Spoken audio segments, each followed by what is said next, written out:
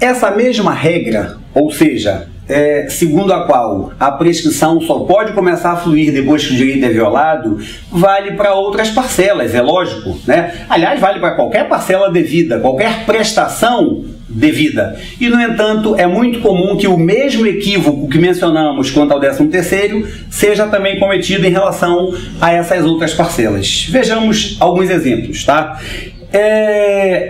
Vamos lembrar, antes de mais nada, que o salário do empregado pode ser pago, o salário quando é mensal, pode ser pago até o 5º dia útil do mês subsequente. CLT, artigo 459, não é verdade? Pois bem, suponha-se que determinado empregado, determinado trabalhador, ajuizou a reclamação no dia 16 de setembro de 2011, tá? Pleiteando, dentre outras parcelas, o pagamento de diferenças salariais em virtude de desvio de função, periculosidade e adicional noturno com os devidos reflexos. Muito bem.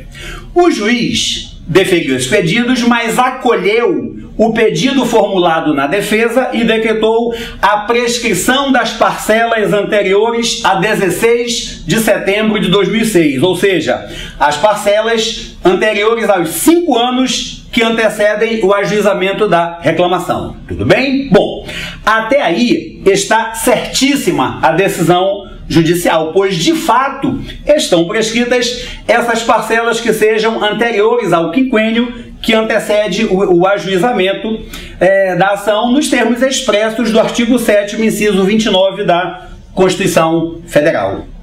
O problema que acontece é no modo pelo qual essa decisão que decretou a prescrição dos anteriores 5 anos deve ser interpretada, porque o que nós temos visto em diversas situações cotidianas é o seguinte: a interpretação ser feita da seguinte forma, tá? Nesse caso exemplificado, vamos pegar isso aí mesmo para podermos exemplificar de um modo um pouco mais claro. As diferenças salariais do desvio de função referentes ao mês de setembro de 2006 são deferidas ao empregado apenas em relação aos 15 dias do mês que, entre aspas, não estão prescritos, ou seja, do dia 16 ao dia 30 de setembro de 2006. Lembrando, no nosso exemplo, o empregado ajuizou reclamação no dia 16 de setembro de 2011. Aí a sentença retroage 5 anos, 16 de setembro de 2006, e do dia 16 em diante, tudo bem. Do dia 15 para trás, já está atingido pela prescrição. Nesse mesmo exemplo ainda, e pelo mesmo motivo, o adicional de periculosidade do reclamante, é muito comum que a sentença o defira e mande calculá-lo como sendo de 30%, mas apenas sobre os salários desses mesmos 15 dias não prescritos, ou seja, do dia 16 ao dia 30 de setembro de 2006. E assim por diante. O adicional noturno, ainda do mesmo exemplo, da mesma forma, pela mesma razão, ele é deferido, ele é mandado apurar apenas em relação a esses 15 dias não prescritos, ou seja, 16 a 30 de setembro de 2006. Ora, meus amigos, vejam só, se o salário do mês de setembro de 2006 poderia ser pago até o 5º dia útil do mês de outubro de 2006, então é claro que todas essas parcelas pleiteadas pelo reclamante e que integram o salário também poderiam ter sido pagas até o 5º dia útil de 2006. Então, meus colegas, vejam só, como é que eu posso falar em setembro de 2011 que essas parcelas já estariam prescritas? É claro que não, tá? O direito do empregado ao recebimento dessas parcelas salariais lá de setembro de 2006 só foi violado depois que, passado o 5º dia útil de outubro de 2006, o empregador ainda não pagou. E se foi só aí que o direito foi violado, foi só a partir daí que começou a fluir o prazo prescricional de 5 anos em relação a essas parcelas. Ora, logo então é fácil dizer o seguinte: esse lapso prescricional, ele só se completará, ou só se completaria, em outubro de 2011, no dia correspondente, tá, ao do início do prazo prescricional, o primeiro dia após o dia 5º dia útil, lá em outubro de em setembro, desculpa, de 2006, jogando o pagamento 5º dia útil de outubro de 2006. Primeiro dia útil depois disso, 5 anos depois, é quando completa a prescrição, tá? Ora, por tudo isso, é evidente o seguinte: as parcelas, todas as parcelas referentes ao mês de setembro de 2006, em nada foram atingidas pela prescrição, pois a prescrição se refere aos direitos anteriores a 16 de setembro de 2006. Até aí tudo bem. Só que essas parcelas referentes ao próprio mês de setembro de 2006 são direitos que poderiam ter sido pagos até o 5º dia útil de outubro de 2006, tá? Então, só ocorrerá a prescrição em outubro de 2011. E o empregado do nosso exemplo ajuizou reclamatória em setembro de 2011. Logo, nada de setembro de 2006, nenhuma das parcelas foi atingida pela prescrição. Nenhuma sofreu o lapso prescricional total de 5 anos, tá? E vejam só, é claro que nós estamos falando da parcela referente ao mês integral, né? Pois o pagamento não é diário. Ora, se o empregador não paga a parcela diariamente, é evidente que a prescrição não pode ser contada diariamente, porque o empregado não pode exigir essa parcela, não pode ajuizar a ação diariamente. Ou a parcela salarial referente ao mês de setembro de 2006 já prescreveu de modo integral, se já decorreram 5 anos a contar daquele primeiro dia posterior ao 5º dia útil de outubro de 2006, tá? Então, ou já prescreveu de modo integral, ou então nada prescreveu dessas parcelas referentes a esse mês de setembro de 2006, porque se foi ajuizado no próprio mês de setembro, como é o caso do nosso exemplo, então foi ajuizada a ação antes de terminado o lapso prescricional de 5 anos. Vejam, se eu interpretar no sentido de que, quanto a esse mês de setembro de 2006, só seriam devidas as parcelas de modo proporcional, ou seja, correspondentes aos dias 16 e seguintes, 16 a 30 de setembro de 2006, os dias não prescritos, os tais dias não prescritos, isso equivaleria ao absurdo de eu estar afirmando que essas parcelas são ou deveriam ser pagas pelo empregador dia a dia. Na verdade, isso está completamente equivocado, né?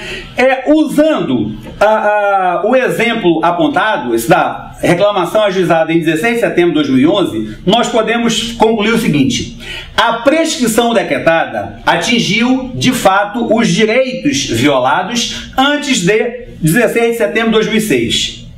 Assim, por exemplo, vejam, se havia uma parcela prevista na convenção coletiva e que teria que ser paga até o dia 10 de setembro de 2006, essa parcela foi atingida pela prescrição. No entanto, o direito do empregado às parcelas salariais que nós mencionamos, diferenças salariais, periculosidade, etc., esse direito só foi violado depois do 5º dia útil de outubro de 2006. E, portanto, o prazo prescricional quanto à pretensão relativa a tais parcelas só começou a fluir depois do 5º dia útil de outubro de 2006. E por isso, esse prazo prescricional de 5 anos só vai se completar em outubro de 2011, o que, repete-se mais uma vez, significa que, no nosso caso, em que o empregado ajuizou a reclamação em setembro de 2011, ele não perdeu qualquer parcela, qualquer parte de parcela salarial lá de setembro de 2006, tudo bem? E esse mesmo raciocínio que mencionamos em relação a diferenças salariais, periculosidade, adicional noturno, é evidente que ele vale para horas extras, enfim, vale para qualquer parcela, adicional de insalubridade, qualquer parcela mensal devida ao empregado. E vejam só, apenas para já finalizarmos, nós podemos observar, amigos, o seguinte: na realidade, nós mencionamos o seguinte caso: o reclamante ajuizou sua reclamação em setembro de 2011 e ele terá direito a exigir as parcelas de setembro de 2006 de modo integral e não apenas de modo proporcional.